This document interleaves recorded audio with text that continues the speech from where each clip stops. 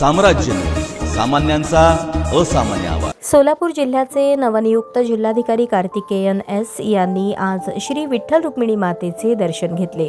यावेळी मंदिर समितीच्या वतीने मंदिर समितीच्या सदस्या शकुंतलाताई नडगिरे, नगराध्यक्षा प्रणिता भालके यांनी जिल्हाधिकारी कार्तिकेयन एस यांचा उपरणे व श्री विठ्ठल रुक्मिणी मातेची मूर्ती देऊन सत्कार केला।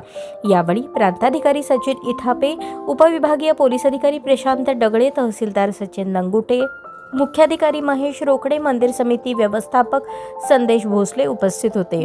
कार्तिकेयन एस हे भारतीय प्रशासकीय सेवेतील 2020 बॅचचे IAS महाराष्ट्र गेडरचे अधिकारी आहेत। ते यापूर्वी कोल्हापूर जिल्हा परिषदेचे मुख्य कार्यकारी अधिकारी म्हणून पदभार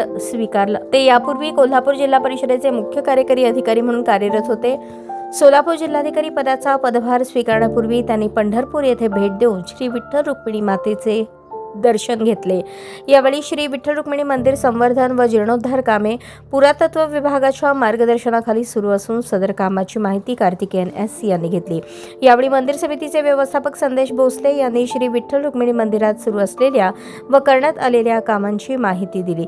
यावेळी प्रांताधिकारी सचिन इथापे यांनी पंढरपूर तालुका प्रशासनाच्या वतीने नवनियुक्त जिल्हाधिकारी कार्तिकेयन एस यांचा पुष्पगुच्छ देऊन सत्कार केला।